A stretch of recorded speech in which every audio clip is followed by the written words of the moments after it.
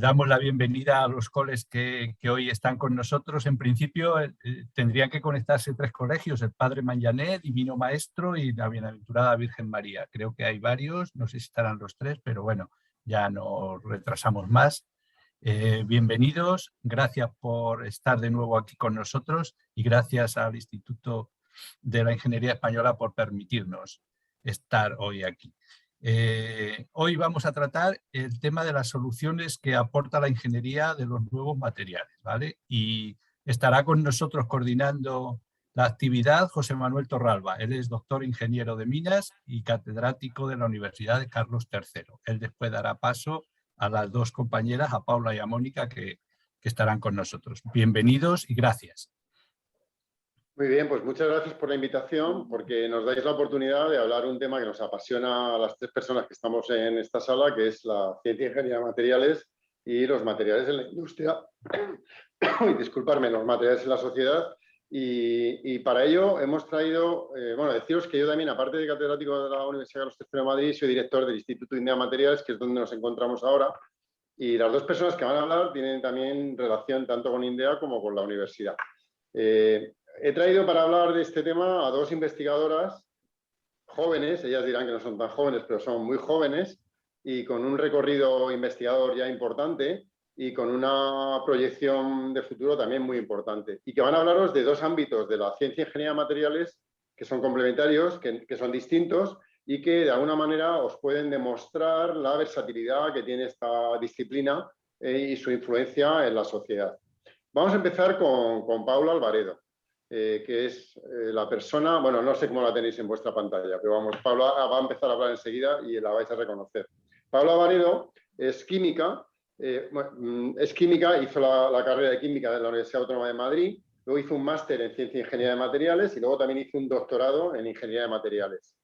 Paula estuvo también de postdoc en el India Materiales durante un periodo, y volvió a la universidad y después de un periodo se acreditó y luego sacó la plaza de profesor titular de universidad, que ahora está en el Departamento de Ciencia e Ingeniería de Materiales. Paula, cuando quieras, pues puedes empezar tu presentación. Vale, voy a compartir pantalla. Y bueno, pues muchas gracias por la presentación, José Manuel. Buenos días a todos. Yo voy a comenzar presentándome y contando un poco mi vida y, aparte de la presentación que me ha hecho José Manuel, un poquito cuáles han sido el paso a paso, porque creo que para estudiantes de secundaria, de bachillerato, creo que es importante conocer cómo cada uno de los adultos ha llegado a el rol y el trabajo que tiene en ese momento. Bueno, yo soy, aparte de trabajo en la universidad, soy profesora y también soy investigadora. No sé si qué idea tenéis vosotros de qué es la investigación, pero la primera imagen en la que estamos todo el rato haciendo experimentos locos no es cierta, y tampoco es cierta la imagen que tenemos todos de los investigadores de la universidad, como puede ser en The Big Bang Theory. No somos tan frikis, algunos sí, no os voy a mentir, pero esa es la imagen que tenemos todos, pero en realidad todos somos muchísimo más normalitos. ¿Cómo comencé yo? Bueno, la carrera investigadora en España está planteada con el bachillerato, grado, luego la realización de un máster y el doctorado. El siguiente paso que os toca a vosotros, aparte de los que estéis en tercero, cuarto de la ESO, o los que estáis en bachillerato, después de bachillerato, el siguiente paso en la carrera investigadora será la realización del grado. Para eso tendréis que realizar la EBAU. Yo lo que realicé fue la selectividad, porque lo hice en el año 1999, que para vosotros era lejísimos, para mí es hace nada, y yo lo que hice fue la selectividad. Después, en el grado es una formación pues eso, teórica y en las carreras de STEM también práctica, y tiene asociada también un trabajo fin de grado. Después del grado, el siguiente paso es la realización de un máster que ya tiene un cierto grado de especialización, y luego un doctorado que lleva 3 o 4 años. Este doctorado está ya muy especializado, muy focalizado en un tema en concreto, y el resultado es al final la tesis doctoral. Yo, cuando en vez de bachillerato yo hice BUP-ICO, porque era otro plan de estudios, para mí mi gran pregunta fue ¿qué carrera elijo? Y supongo que vosotros ya os acercáis todos a ese momento de ¿qué carrera elijo? Vamos a ponernos un poco en situación a comparar el año 2020-21, que son las titulaciones que había el curso pasado, con cuando yo elegí carrera, que era el curso 99-2000. Esta es más o menos la oferta de titulaciones que hay actualmente. Quiero que pensemos y comparemos la oferta de titulaciones que había en ese curso, que hay actualmente, con la que había hace 20 años.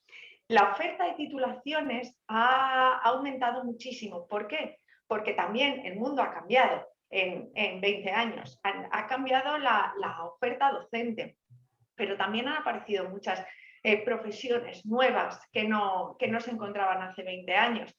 Nos estamos especializando más, están cambiando todas las disciplinas. Y con eso, ¿qué quiero decir? Que cuando vayáis a elegir una carrera, penséis que a lo mejor el futuro que os espera o la profesión del futuro todavía no se ha desarrollado, o todavía van a quedar muchas cosas por hacer. Cuando vayáis a elegir una carrera, cuando estéis en ese momento, intentad elegir lo que os guste, pensando que todo evoluciona. Esta es la evolución en 20 años y esto va a continuar. Eso es una de las ideas que quería transmitiros, que siempre tengáis en cuenta que estamos en continuo cambio y eso hay que tenerlo en cuenta, elegid lo que os guste. Bueno, continúo con mi vida. Hice la carrera. Aquí quería un poco representaros cómo ha cambiado el mundo, y ha cambiado en las comunicaciones, por ejemplo, pero ha cambiado muchísimo más. Bueno, yo terminé al final hice química, y cuando terminé la carrera de química, la verdad es que tuve unos meses, un año, un periodo en el que, vale, había elegido la carrera de química, la había hecho, pero luego, ¿cuál era el siguiente paso? Eso sí que tenemos diversos puntos en la vida en los que nos preguntamos, bueno, ¿y ahora qué? ¿Y ahora qué camino tomo? El primero es qué carrera elijo, pero una vez que termino la carrera, ¿qué hago con esa carrera? Yo he de decir que tuve trabajé de cosas bastante variopintas, como ella os puedo decir que fui hasta aforadora de metro. Pero bueno, después, poco a poco fui encontrando mi camino. Por ejemplo, sabía que me gustaba la docencia, hice el curso de adaptación pedagógica, que era el curso que había que hacer para dar clase en secundaria antiguamente. Luego también estuve trabajando como investigadora en el Departamento de Ingeniería Química en la Universidad Complutense, que fue una manera de acercarme por primera vez a la investigación y saber, pues oye, me gusta la docencia, me gusta la investigación, pues a lo mejor por aquí tengo que ir caminando. Y luego también empecé a estudiar una segunda carrera porque sabía que lo que me gustaba era la ingeniería de materiales. Entonces estudié una segunda carrera en la Universidad Politécnica de Madrid. ¿Con esto qué quiero decir? ¿Qué idea quiero transmitiros? Que hay que ir, que la vida son decisiones, que hay que ir tomando decisiones y que tendréis que ir haciendo el camino poco a poco. Muchas veces ahora que me acerco a institutos y veo a estudiantes de bachilleratos, veo muy agobiados con ese momento de elegir carrera o qué es lo que pasará. Es importante, pero el camino es largo y el camino se hace tomando diversas decisiones. Yo creo que ninguno de los adultos que está a vuestro alrededor tenía siempre clarísimo qué era lo que iba a hacer. Bueno, luego comencé el máster en Ciencia e Ingeniería de Materiales y el doctorado en Ciencia e Ingeniería. Y luego realicé el doctorado en Ciencia e Ingeniería de Materiales. ¿Qué es un doctorado? El doctorado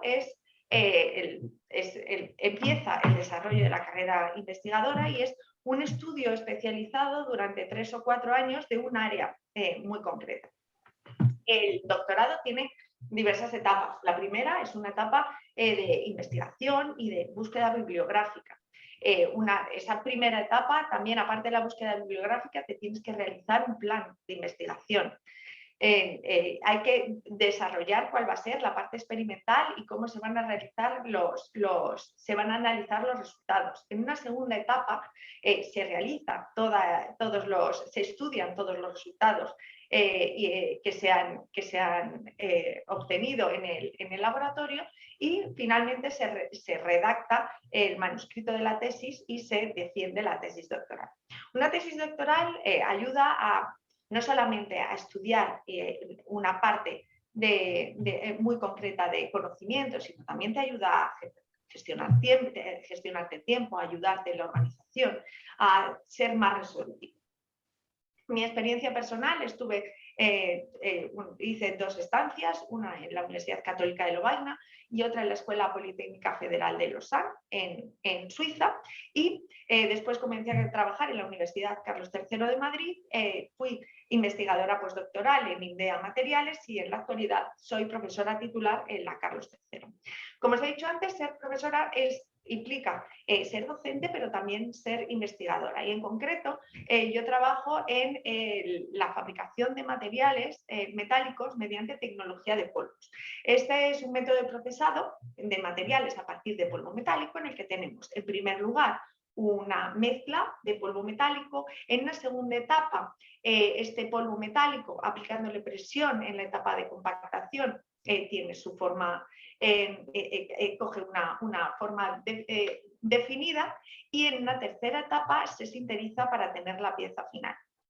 Cuando utilizamos la tecnología de polvos para fabricar piezas, bueno, aquí tenéis algunos ejemplos de piezas fabricadas por esta tecnología. Se utiliza, y esta frase se la he robado al moderador de la sesión de hoy, que la utiliza mucho, la tecnología de polvos se utiliza cuando es buena, bonita y barata. Es decir, la vamos a utilizar cuando sea la única manera de obtener el material, como algunos materiales compuestos, cuando obtengamos mejores propiedades mediante polimetalurgia que mediante la fabricación por otras tecnologías, o cuando sea la manera más barata de obtener piezas. Y esto, el gran ejemplo son las piezas del automóvil. En los ejemplos que os he puesto anteriormente, a la transparencia de antes, podemos ver un montón de ejemplos de piezas del automóvil fabricadas por esta tecnología. Esta tecnología de polvos esta tecnología se encuentra dentro de un área de conocimiento, que es la ciencia e ingeniería de materiales. La ciencia e ingeniería de materiales, los materiales han estado presentes en la historia desde el inicio de los tiempos. De hecho, sabemos que las edades se nombran en función del material que se estaba utilizando en ese momento. Todos conocemos la edad de piedra, la edad de bronce, la edad de hierro, y eso es porque la importancia que tienen eso nos da una idea de la importancia que tienen los materiales en la historia. Cualquier cambio en la sociedad o cualquier avance tecnológico está relacionado con un avance en la ciencia e ingeniería de materiales. Os voy a poner algunos ejemplos. Podemos pensar pues eso, vamos a empezar en el principio, en la edad de piedra. En el Paleolítico eran personas primitivas que vivían en grupos de pocas personas. ¿Y cuál era su necesidad? Necesitaban armas para matar animales. En ese momento el material que se desarrollaba era la piedra. Empezaron a fabricar armas utilizando la piedra como material principal. Avanzamos un poquito más, avanzamos al Mesolítico, por ejemplo. Ahí ya no solamente necesitaban armas para matar, sino también necesitaban para la agricultura. Eran un poquito más sofisticadas, en las que tenían piedra y madera, pero de nuevo el protagonista en los avances de la sociedad, es decir, en domesticar animales y cultivar variedades silvestres, era un avance en la ingeniería de materiales, era un avance en los materiales que ellos utilizaban. Avanzamos un poquito más en el Neolítico, también empezaban a domesticar animales. Esas pequeñas poblaciones agrupadas en grupos de poca gente ya empezaban a ser comunidades establecidas a gran escala. Avanzamos un poco más y ahora y se inicia la metalurgia. Empezamos en la edad de bronce.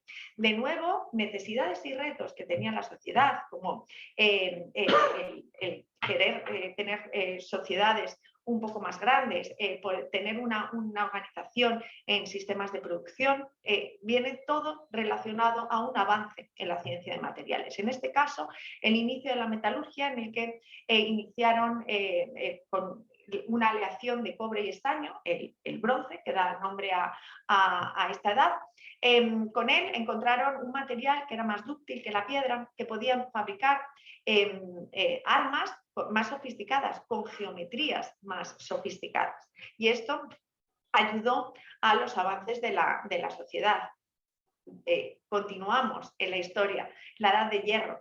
En la edad de hierro comienzan a añadir pequeños porcentajes de carbono a hierro, empiezan a tener armas con mayor resistencia. Eso hace que la sociedad también avance, tengan mejores métodos de trabajo, nuevos sistemas de organización, aparecen los artesanos especializados y seguimos continuando un poquito más en la historia. Llegamos a la revolución industrial, donde el desarrollo del acero también jugó un papel muy importante. ¿Y qué avance tuvo en la sociedad? ¿Qué cambio tuvo en la sociedad? Aumentaron las poblaciones en ciudades porque la gente de los pueblos iba a trabajar en las industrias y emerge la clase burguesa, empieza a cambiar un cambio real en la sociedad. Y la siguiente gran hito en la historia ha sido el desarrollo de la era tecnológica, que también tiene como protagonista el desarrollo de los materiales semiconductores. Con esto quiero dar una idea de la importancia que tiene la ingeniería de materiales a la hora de los desarrollos en la sociedad, pero quiero que vosotros penséis ahora en la actualidad cuáles son las necesidades y los retos que tenemos y cómo los materiales nos pueden ayudar. ¿Alguno tenéis alguna idea, viendo estas imágenes que os he puesto así como para dar alguna pista, cuáles son los retos, igual que he empezado a hablar desde el Paleolítico hasta ahora mismo, cuáles son los retos y qué papel pueden jugar los materiales? Es una pregunta abierta al auditorio, ¿eh? No sé si... ¿Algún voluntario o voluntaria?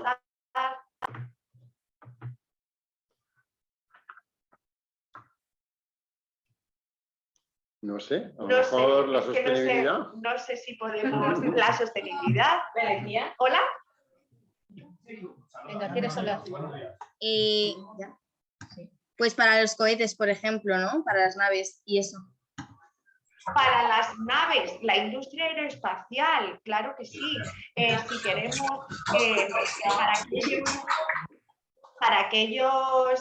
para poder conocer Marte, necesitamos materiales, lo primero, que sean capaces de soportar en la Tierra. Tenemos que estudiar los materiales que tengan una resistencia a la corrosión, unas propiedades mecánicas, pero las condiciones fuera de la atmósfera cambian completamente. Necesitamos tener materiales que sean capaces de soportar esos ambientes extremos.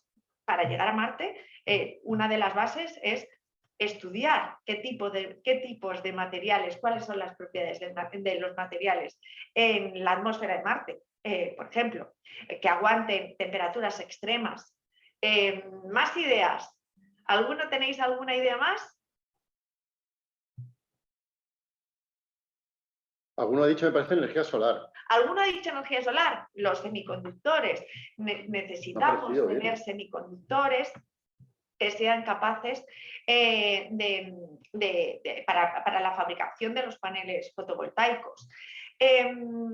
¿Alguna idea se os ocurre? ¿Alguna más? Porque yo tengo ejemplos. Voy a continuar, ¿vale? Que si no me voy a extender muchísimo.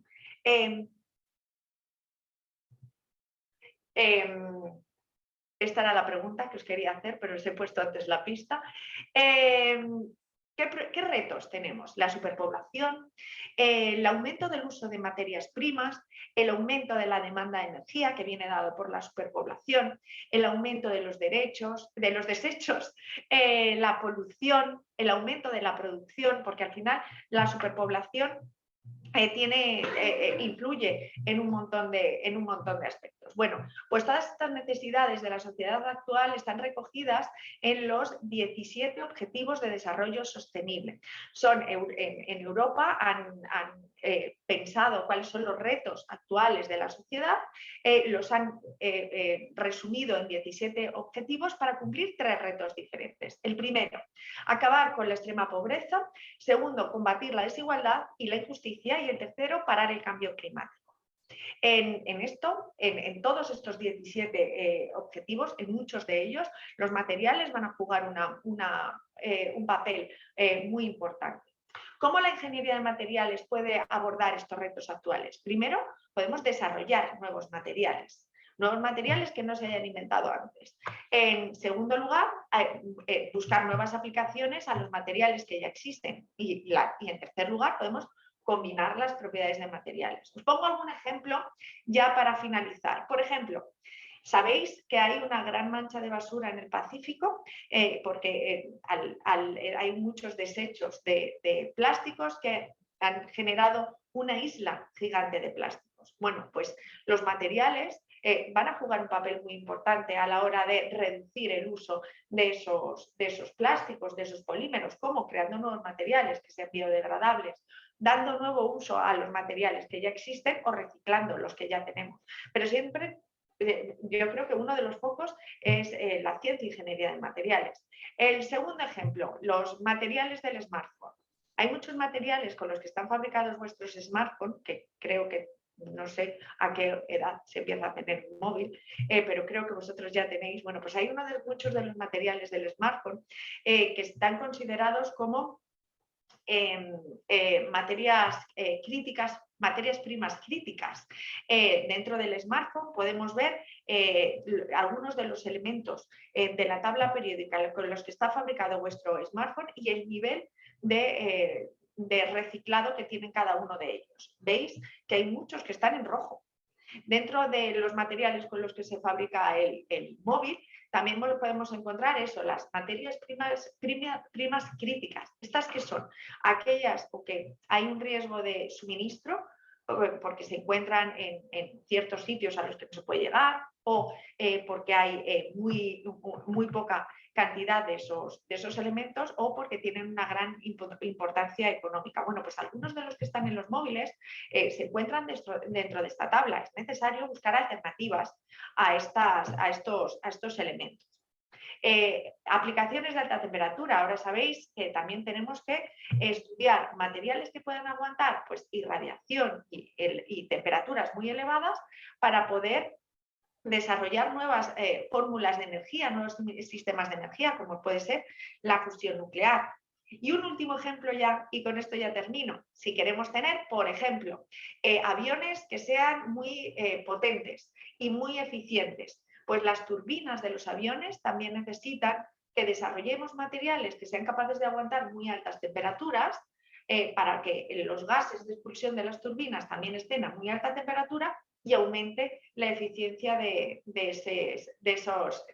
esos aviones. Por ejemplo, estos son algunos de los ejemplos en los que la ciencia y ingeniería de materiales nos pueden ayudar con los retos de la sociedad actual y hemos visto que durante la historia también han jugado un papel muy importante. Entonces, bueno, creo que tenemos ya una visión de la ingeniería de materiales y su importancia en la historia. Yo ya he terminado. Pues para no perder más tiempo y después de la presentación de Paula, que yo creo que ha sido muy ilustrativa de lo que puede hacer la ciencia y ingeniería de materiales en la sociedad, vamos a pasar a nuestra segunda interviniente, que es Mónica Echeverri. Mónica es una persona, si queréis ir cambiando ya las presentaciones mientras presento a Mónica. Mónica es una persona, una auténtica trotamundos, es una auténtica, ha hecho un muy largo recorrido. Mónica no es española, nació en Colombia, en Medellín, y de Medellín a Madrid ha dado bastantes saltos. Ella empezó su vida académica profesional en Colombia, hizo allí su grado, hizo allí su máster, hizo también un primer doctorado pero en el camino hizo una estancia de 2 años en 2 lugares distintos de Estados Unidos. Después de esas estancias en Estados Unidos, hizo un segundo doctorado en Holanda, y después de ese segundo doctorado ella se movió a una estancia postdoctoral en China, en Shanghái, y después de año y medio, casi año y medio en Shanghái, aterrizó aquí en Madrid en India Materiales. Por tanto, veis que es una auténtica trotamundos de los materiales, ¿eh? Entonces, Mónica, ella trabaja en un ámbito de los materiales que también tiene un gran reto. No es de los que ha incluido Paula en sus retos, pero es también un reto importante, porque todos nosotros cada vez necesitamos más de los materiales para tener una vida saludable. Entonces, Mónica, cuando quieras. Bueno, buenos días para todos. Me encanta volver al cole. Así que, bueno, como pueden ver por mi presentación y por mi acento, yo vengo directamente desde Colombia pasando por diferentes lugares. Y así, muy parecido a lo que hizo Paula, yo les voy a contar un poco de mi historia, porque me parece que es súper buena la oportunidad que tienen en estos momentos de ver 2 personas, una local y una que está afuera, para que ustedes piensen, los que dicen, bueno, yo quiero quedarme acá, pero también que abramos la mente y digamos, bueno, hay más opciones diferentes a España, y que la idea en estos momentos estamos hablando de un mundo global donde no son necesidades que tenemos en cada lugar, sino que tenemos que pensar cómo afecta todo esto al mundo. Mi presentación se llama Ciencia con Conciencia, porque la idea es empezar a mirar qué hacemos los científicos y cuál es la importancia que tenemos en la sociedad. Entonces yo voy a empezar también de una forma un poco parecida a lo que fue Paula, porque básicamente creo que tenemos que confirmar o replantear cuál es el concepto que tiene el científico en la sociedad actual. Porque siempre que nos dicen, ¿qué haces? Y uno dice científico, y lo primero como que piensan es como que no me encaja lo que estoy viendo con la imagen que tengo en mi cabeza de científico. Entonces pensamos que son esas personas asociales que están encerrados en el laboratorio, que no les gusta salir, que no les gusta hacer, que siempre están pensando de una forma en la que no se involucran mucho con otras personas, y decirles que no. O sea, somos personas normales que simplemente somos un poco más críticas, desarrollamos una mentalidad analítica en la que tratamos de dar solución a problemas para tratar de mejorar la calidad de vida de todas las personas en diferentes ámbitos, que yo creo que Paula lo ha ilustrado súper bien. Otra cosa que a mí me gustaría tratar en el día de hoy es empezar a romper paradigmas, como que cuando te digan cuál es el científico más importante, el primero que pensamos es este. Y es real, él ha tenido un rol muy importante. Cuando hablamos de mujeres científicas, muchas veces yo creo que muchas personas, esta es la única mujer científica con la que asocian, que es Marie Curie. Y ya luego, bueno, este es uno de los más modernos. Yo creo que si a mí me preguntasen en esos momentos, Mónica, danos un ejemplo de qué es un buen científico, mi respuesta sería esta. Serían los niños. Y yo creo que entonces todos hemos llegado a ser los mejores científicos del mundo bajo mi criterio. ¿Por qué? Porque cuando somos niños nos hacemos preguntas y siempre nos estamos cuestionando todos los fenómenos de la naturaleza. ¿Por qué? ¿Por qué? ¿Por qué? Y es ahí cuando vamos empezando, cuando crecemos, porque la sociedad o porque nuestros padres nos dicen, ¿usted por qué pregunta tanto? O porque ya luego todo se nos va haciendo muy normal, o porque vamos encontrando preguntas que son saciadas con información de pronto muy corta, pues nos vamos dejando de hacer preguntas. Y yo creo que esa es una de las cosas que muchas veces tenemos como obstáculo, que muchas veces pensamos que todo está inventado. Entonces, la invitación que yo les hago hoy es que ustedes están en un momento, en una etapa muy bonita de la vida, y es que nunca pierdan la curiosidad de hacerse preguntas, que a veces con el tiempo lo vamos perdiendo, y más cuando empezamos a especializarnos en un área, vamos dejando otras cosas atrás que finalmente pueden ayudar en nuestro proceso creativo. Y entonces, pues, cito al Principito, donde dice que todas las personas grandes han sido niños antes, pero pocos lo recuerdan. Y pues simplemente es hacer como la invitación en que si tienes una pregunta, trata de mirar cómo la contestas. Si tienes un gusto, trata de mirar cómo lo explotas. Entonces, en estos momentos es muy importante en que ustedes empiecen a identificar qué me gusta y para qué soy bueno. Entonces, bueno, parecido a lo de Paula, yo les voy a contar la historia de mi vida, pero de una forma muy particular, para que sepan más o menos, basados en mi experiencia, pues cómo he llegado hasta lo que soy hoy. ¿Listo? Les presento, esta es Mónica Echeverry, a los 4 años. Este fue el primer día que fui al preescolar. Estaba súper contenta con mi loncherita y a la expectativa. Y cuando nosotros estamos a esta edad, pues las preguntas que tenemos a esa edad pues son completamente diferentes a las que tenemos ahora. Yo llegaba, me encontraba con la profesora, me encontraba con un montón de niños, yo decía, esta señora, ¿quién es? Estos niños, ¿cómo empiezo a interactuar con ellos? Ya luego me di cuenta que a los 5 minutos jugaba con todos, que no me importaba nada. Y ya luego empezaba a hacer preguntas un poco locas, como que, bueno, si estoy en la tierra, en el jardín, y hago un huequito, y lo hago muy profundo, ¿será que llego hasta China? O, por ejemplo, pues me preguntaba como si hacía algo, si algo estaba bien o si algo estaba mal, o si podía salir a jugar. Mis preocupaciones a este punto eran mínimas. ¿Sí? Ya luego, pues crecí un poco más, ya fui a la escuela y entonces ya empezaba a tener como una visión más grande de lo que es el mundo. Entonces, empezaba a pensar, bueno, ¿cuál es la materia que más me gusta? ¿Para qué soy buena? Y era muy curioso porque a esta altura la materia que más me gustaba era matemáticas.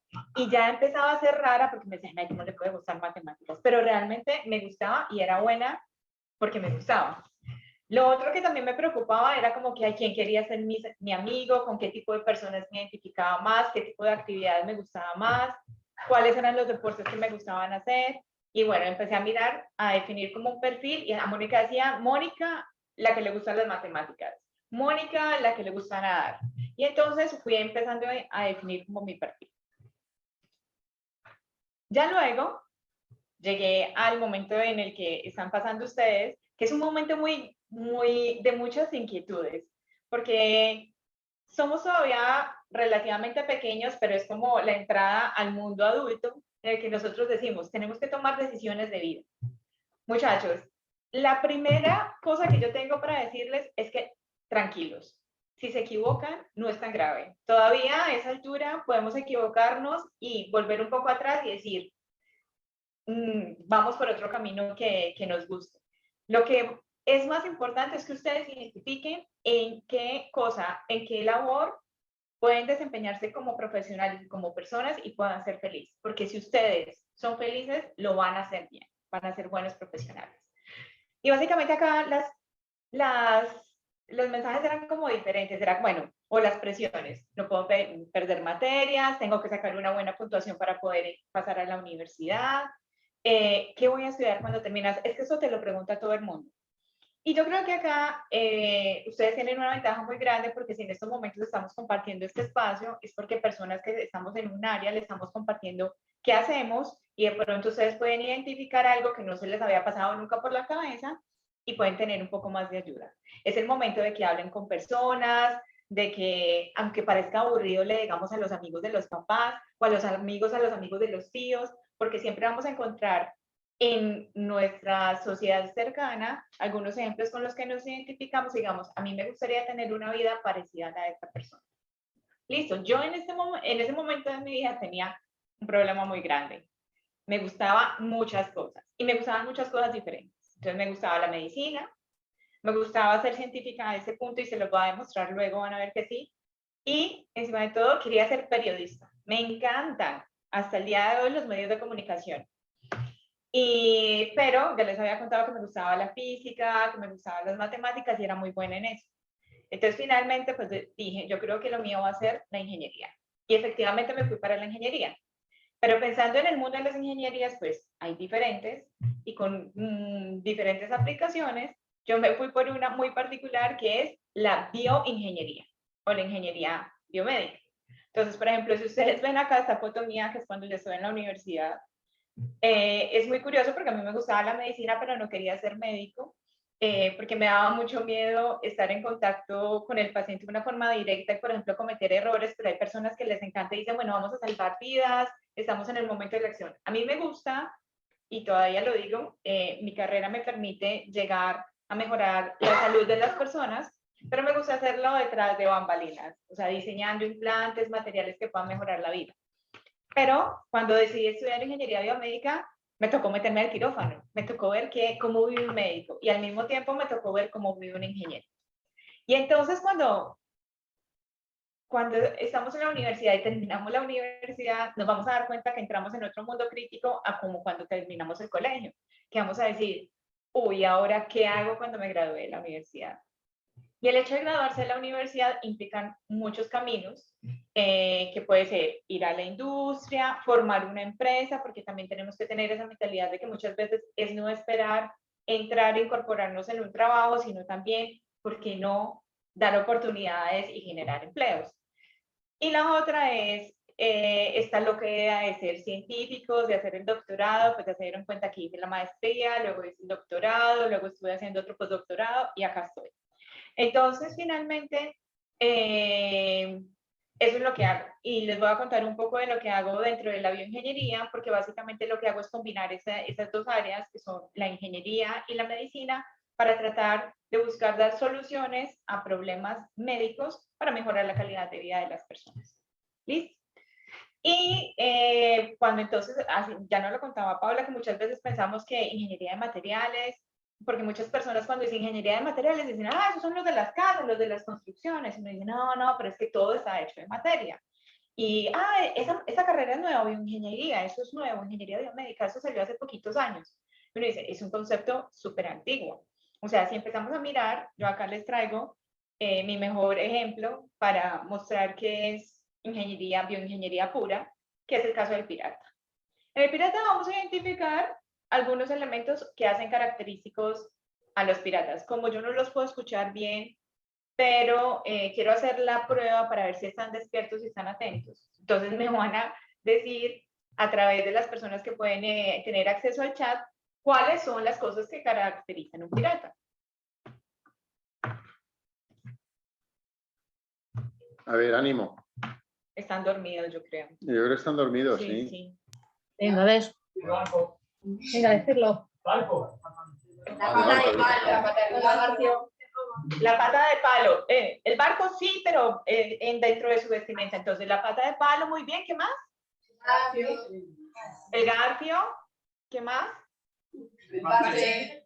El parche. Chicos, ingeniería biomédica pura. Entonces, ¿qué pasa? Vamos a seguir con las preguntas. ¿Ustedes por qué creen que el pirata usa una prótesis o una pata de palo? ¿Sí creen que es una buena idea? Sí. No. ¿Sí, por qué no? Bueno, hay sí y no. O sea, si pensamos que sí, bueno, le cortaron una pierna. Pero ¿qué problemas puede tener si, por ejemplo, el pirata se meta el agua con su pata de palo? Que no puede nadar. No puede nadar. Uno, no puede nadar y fácilmente el material se va a deteriorar, se va a empezar a podrir, ¿sí? Pues le pueden crecer hongos, ¿sí? Pero ¿por qué el pirata decide tener una pata de palo? Porque ese material de madera. Porque le permite andar, ya que la madera es dura. Claro, es dura, es resistente, chicos, pero acá la clave es porque es liviana. Como es liviana, entonces el pirata se puede mover fácilmente. Y es un material que es fácil de conseguir. Muy bien, excelente respuesta, es fácil. Así es, eso es lo que tratamos de hacer desde la parte de los materiales en el área de la salud. Materiales que sean resistentes, que sean fáciles de utilizar y que estén al alcance de todos. Listo, vamos a seguir con el garfio. El garfio, ¿qué característica tiene? Es un metal que tiene una punta y esa punta lo que hace básicamente es imitar, por ejemplo, un dedo para poder agarrar cosas, pero también sirve como un arma para defenderse. ¿Listo? El parche, lo que vemos entonces, por ejemplo, el pirata estuvo en alguna batalla y perdió su ojo, entonces, claro, la impresión de no tener un ojo, pues simplemente hay que taparlo, pero también no solamente eso, sino que protegerlo de que no tenga infecciones, de que no tenga impurezas. Entonces vemos que hay muchas formas que en la antigüedad se ha utilizado el tema de los biomateriales. Y otro, por ejemplo, que es la imagen que les tengo acá arriba, es, ustedes saben cuál fue la primera anestesia que se utilizó para poder operar a las personas cuando tenían que hacerles una cirugía. A ver. Muchas personas lo hacen los fines de semana normalmente en los bares.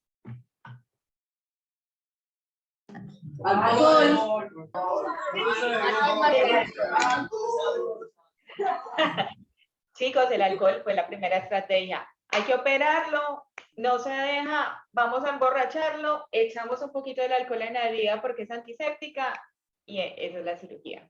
Ahora ya sabemos que hay más cuestiones de dosis, de acceso y todo lo demás, pero estamos hablando de cómo se ha empezado a, cuáles son los orígenes de la biomédica. Y bueno, acá, estos son otros procesos de mi vida, acá muy feliz recibiendo mi grado de máster de biología, acá cuando estaba haciendo el doctorado, que algunas veces eran unos días increíbles, pero que otros días, unos días muy tristes, pero finalmente te gradúas y lo logras y sabes que estás haciendo una contribución a la ciencia y a la sociedad y es un proceso muy, muy, muy bonito.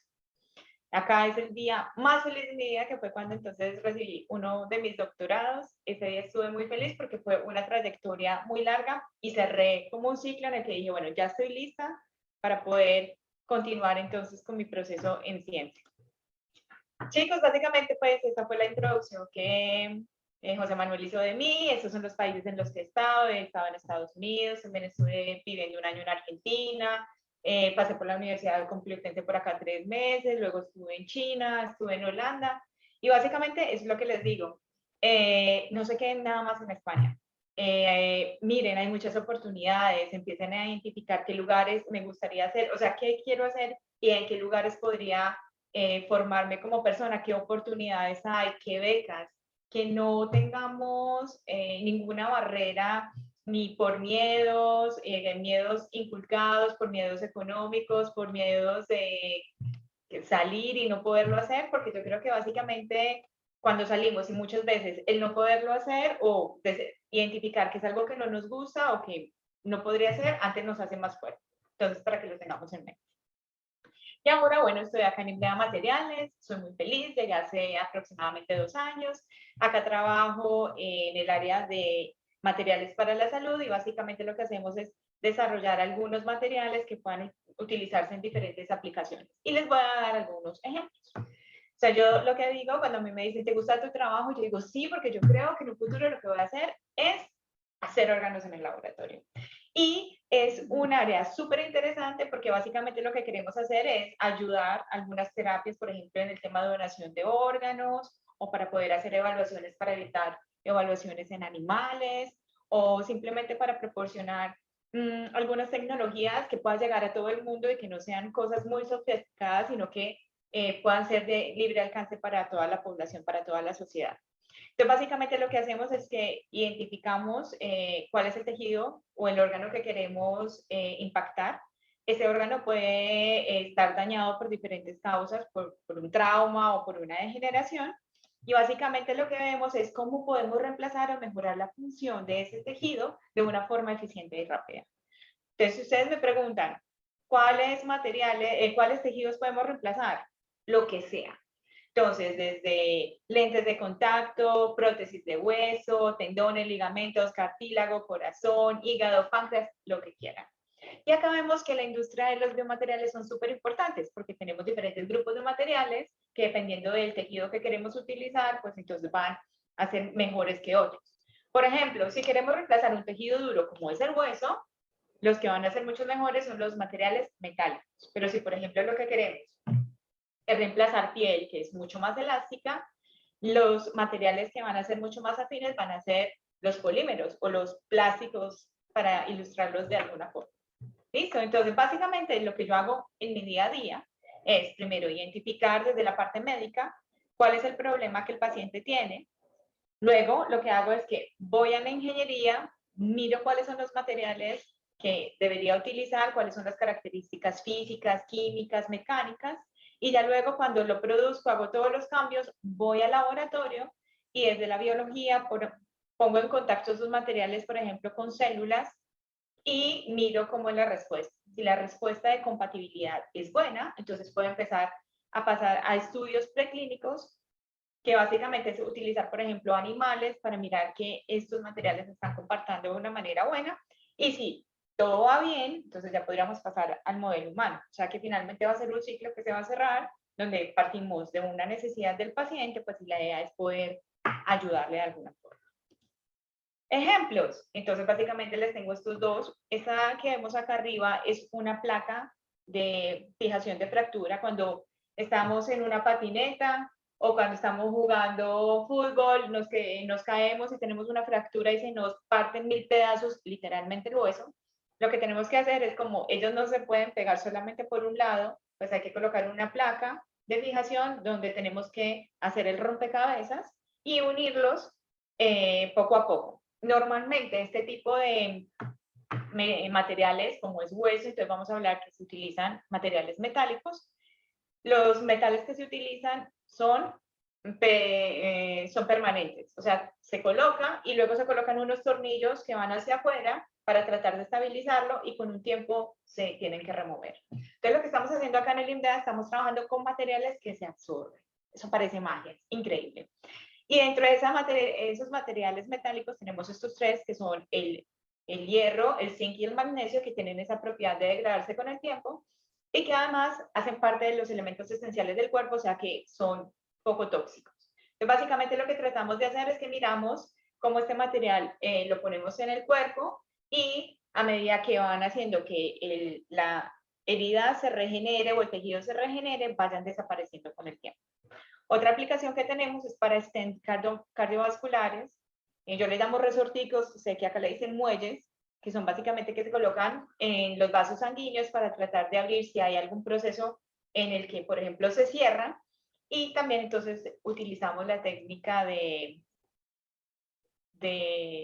los metales degradables. Y básicamente con esto de la parte de los implantes de hueso, pues utilizamos no solamente metales, sino que otra estrategia que tenemos es el uso de materiales compuestos. Los materiales compuestos es combinar 2 o 3 materiales o varios con materiales de diferente naturaleza para mejorar sus propiedades mecánicas o de degradación o de interacción biológica. Y lo bonito que tenemos en este proceso es que lo hacemos de una forma personalizada. ¿Y cómo podemos personalizar un implante? ¿Qué quiere decir personalizar un implante? Es que el implante que te van a poner a ti es justo el que tú necesitas, porque te hacen una radiografía, sacamos una imagen con lo que necesitamos específicamente, esa imagen la ponemos en una impresora de metales o de materiales, de compuestos, y combinamos polímeros y metales para poder entonces imprimir la prótesis. Entonces, esa prótesis va a estar específicamente diseñada para la persona que es. Y acá entonces podemos ver la impresora que utilizamos y diferentes modelos donde hacemos las evaluaciones mecánicas de composición ideológicas para ver cómo está funcionando el implante. Y acá básicamente lo que les contaba del stent. En el stent, por ejemplo, que es el muelle, pues lo ponemos en este tipo de casos, por ejemplo, en la estenosis, que si tenemos un vaso cerrado porque hay un proceso en el que, por ejemplo, tejido graso hace que se cierre un vaso sanguíneo, o en un aneurisma, que lo que hacemos es tenemos una dilatación del vaso sanguíneo, pues ponemos el stent para tratar de conducir la sangre en la dirección adecuada. Y básicamente podemos ver que el stent tiene una cantidad de tecnología detrás en donde podemos jugar con el diseño, con el material, y lo que estamos haciendo ahora pues precisamente es tratar de hacerlo de materiales bioabsorbibles. Y también otra aproximación que estamos trabajando es con nanopartículas, porque las nanopartículas permiten hacer muchas cosas, por ejemplo, como el tratamiento de cáncer o para imágenes y más aplicaciones. Y bueno, finalmente me voy a tomar estas dos últimas diapositivas. La primera para decir que no solamente son implantes, sino que también podemos pensar en otro tipo de tecnología como prótesis externas, silla de ruedas, instrumental quirúrgico. Y lo otro es un ejercicio que yo los invito que hagan después de esta clase. Cuando yo estaba en el colegio, cuando estaba como ustedes, en el colegio me pusieron a hacer un ejercicio y me dijeron, Mónica, necesitamos que le escribas una carta a Mónica dentro de 10 años o a tus padres diciéndole cómo estás en ese momento.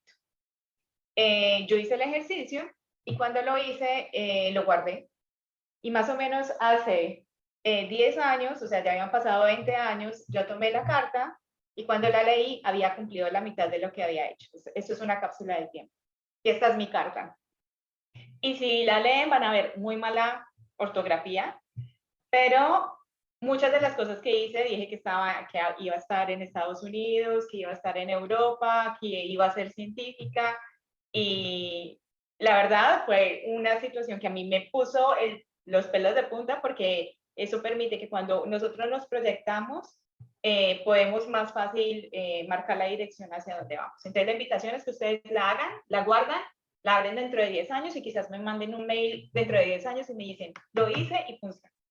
Bueno, muchísimas gracias por la atención y acá bienvenidos siempre a IMDEA Materiales. Muchas gracias, Mónica. Pues deja de presentar si quieres y ya abrimos. Puedes darte el vídeo ya si quieres, Paula. Y nada, tenemos un poquito de tiempo para más preguntas, para Paula o para Mónica, sobre todo, que son las dos estrellas que os han contado un poco su vida y qué es lo que hacen. Y yo creo que os han trasladado muy bien la importancia de los materiales que tienen en la sociedad y de cómo los materiales pueden mejorar la vida de los seres humanos que estamos en este mundo y pueden mejorar el mundo también. No solamente la vida de las personas, sino la vida de todos los que habitamos en el mundo, no solamente somos personas. ¿Hay alguna pregunta? ¿Hay algún valiente o alguna valiente que se anime? O a través del chat o a través de la voz. No me digáis que no tenéis la oportunidad, porque tenemos aquí dos campeonas de la ciencia de materiales que realmente yo creo que son modelos de vida muy atrayentes, ¿no? Y creo que os pueden servir de referencia para vuestro futuro. Y os han dado, yo creo, consejos muy válidos para el tiempo que os presenta por delante a partir de que acabéis la ESO, entréis en el bachillerato y luego a la universidad. Y una cosa que os han dicho, yo creo importante, es lo interesante que puede ser buscar referentes en vuestro entorno familiar o de amigos y preguntar, preguntar y preguntar. Es decir, no, por preguntar no pasa nada, ¿eh? Y os pueden abrir muchas perspectivas, mucho el campo de visión. ¿Los profes tienen también alguna pregunta, a lo mejor? A ver, los profes, que ahora estoy poniendo un compromiso a los profes. Hola, buenos días. Hola. Hola. Yo tengo una pregunta, perdona. ¿Cuál es el salario medio que está remunerada la profesión de científica, de investigador? No somos ricos. No, depende. Bueno. El salario de un premio Nobel es muy alto. Ah, bueno. El salario de un premio Nobel es muy alto y además un premio Nobel solamente por dar una conferencia, pues a lo mejor le pagan $500,000 euros. Entonces, depende. O sea, la investigación no se hace para hacerse millonario, salvo que seas además emprendedor. Hay mucha gente que hace investigación, se hace emprendedor y desarrolla a través de una empresa la idea que ha innovado o la idea que ha puesto en marcha. A veces esos emprendedores sí se hacen millonarios. Ahora, normalmente un investigador no se hace millonario. Ahora, os puedo decir que los investigadores somos millonarios por muchos motivos. Lo ha comentado Paula en su presentación y yo creo que un poco Mónica. Vivimos en un mundo donde estamos permanentemente haciéndonos preguntas y tratando de resolverlas. Tenemos una amplísima posibilidad de tener amigos en todo el mundo. Yo creo que tengo amigos íntimos en muchos países, cosa que es muy difícil de tener en otros ámbitos de profesiones. Luego, además, normalmente trabajamos en lo que nos gusta, con lo cual nos produce mucha satisfacción personal. Normalmente ayudamos a terceras personas y generamos valor a la sociedad. Y en general todo eso nos hace muy ricos en algo que no es el dinero, sino que es la satisfacción de poder trabajar en algo que te gusta y que ese algo que te gusta ayude además a otras personas a mejorar. Entonces, yo creo, no sé qué piensas la persona que me ha hecho la pregunta, pero nunca elijas un trabajo por el salario. Ese es mi consejo también. Nunca elijas un trabajo por el salario. Lo que debe guiar a la hora de elegir un trabajo o elegir una profesión es lo que ha dicho Mónica, que te guste. Porque si te gusta, serás muy bueno desarrollando esa profesión y llegarás a ganar mucho dinero. No sé si he contestado la pregunta. No.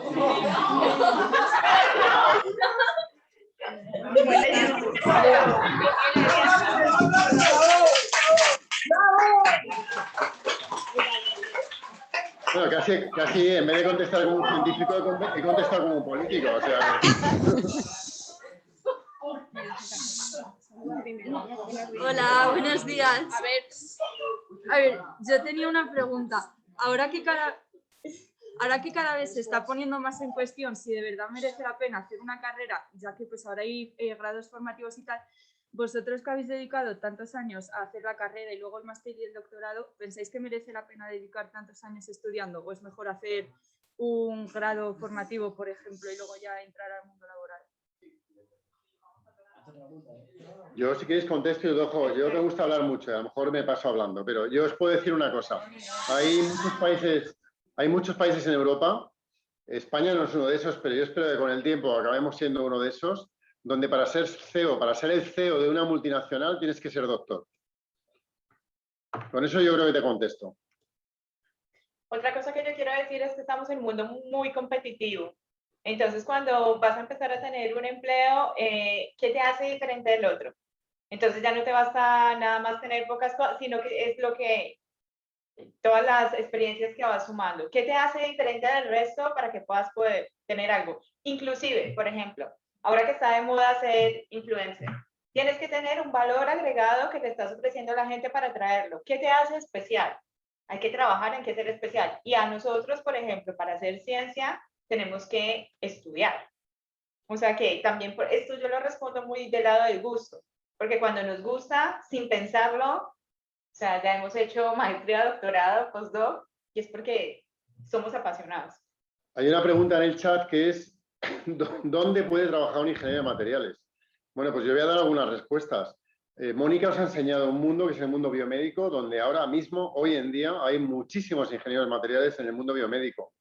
En el mundo aeroespacial, especialmente en España, esencialmente hay ingenieros aeronáuticos especialistas en materiales, son ingenieros aeronáuticos que luego han hecho a lo mejor una tesis en materiales o ingenieros de materiales, porque el mundo aeronáutico, como ha comentado Paula, se trata de mejorar los materiales que son capaces de entrar en los motores de aviación, de entrar en la turbina, de entrar en el chasis, digamos, en la estructura del avión, donde se busca cada vez materiales más ligeros, de menos peso, más resistentes, etc. Entonces, el mundo aeroespacial es el mundo de los ingenieros de materiales. Energía. El mundo de la energía, tanto las energías renovables en todas sus facetas, las baterías, el almacenamiento de energía, la energía eólica, la energía solar, todas las energías nuevas requieren de nuevos materiales. El mundo de la energía nuclear, Paula ha esbozado la energía de fusión, depende de los materiales. O sea, ahora mismo cuelga del hilo de la ingeniería de materiales. Hasta que la ingeniería de materiales no desarrolle materiales suficientes para soportar las temperaturas que hacen falta dentro de un reactor nuclear, no habrá energía de fusión. Entonces, el mundo de los materiales ahora mismo es muy transversal y prácticamente cubre una gran parte de las energías que llamamos de las tecnologías llamadas key technologies, energías llave, energías que son necesarias para el desarrollo de la sociedad. Realmente ahora mismo es una salida profesional muy buena, creo. Un punto que se ha quedado antes pendiente cuando comentabais de hacer un título superior de FP o hacer un grado universitario, es que realizar un título de FP no os va a cerrar el campo universitario, con lo cual si no estáis especialmente motivados por una carrera, podéis empezar con un título de FP y luego pasar a la universidad si veis que hay otra cosa que os va encajando. O sea, el hacer un título de FP no os cierra las puertas a la universidad. La formación profesional es una muy buena salida para determinados perfiles que además habilitan, como ha dicho vuestra profesora, el volver a la universidad o al entrar a la universidad por arriba. Entonces no cierra para nada la puerta de la universidad. Hay gente muy importante, conocida, científicos, directores de instituto, directores que han pasado por formación profesional y han llegado a catedráticos.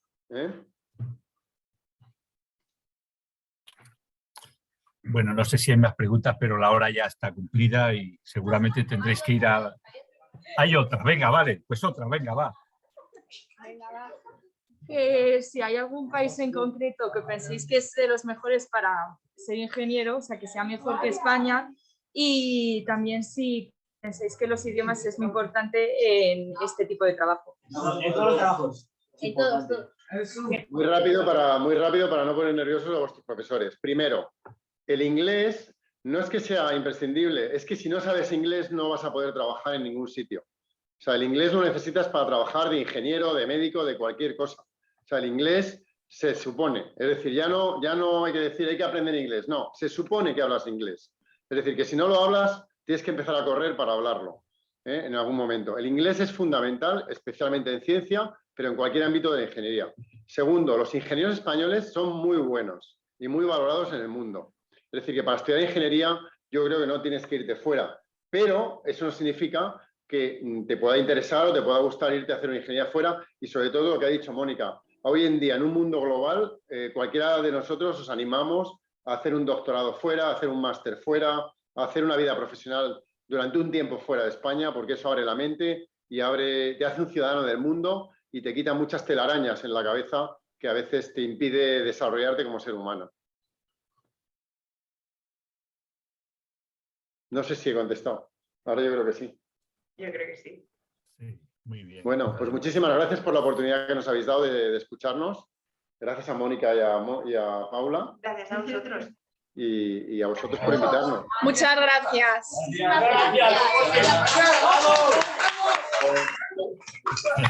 Si tenéis alguna pregunta más que no os haya dado tiempo a hacer o se os ocurre luego posteriormente, pasadnos la pregunta al instituto y os responderemos lo antes posible. Muy bien. Okay. Pues muchas gracias a todos. Hasta luego. Gracias a todos los chicos y los coles y gracias a vosotros, José Manuel, Paula, Mónica. Ha estado muy bien. Yo creo que objetivo conseguido. Muchas gracias, muchas gracias. Y el próximo curso más. Al próximo Hasta curso luego. más. Contad con nosotros otro año.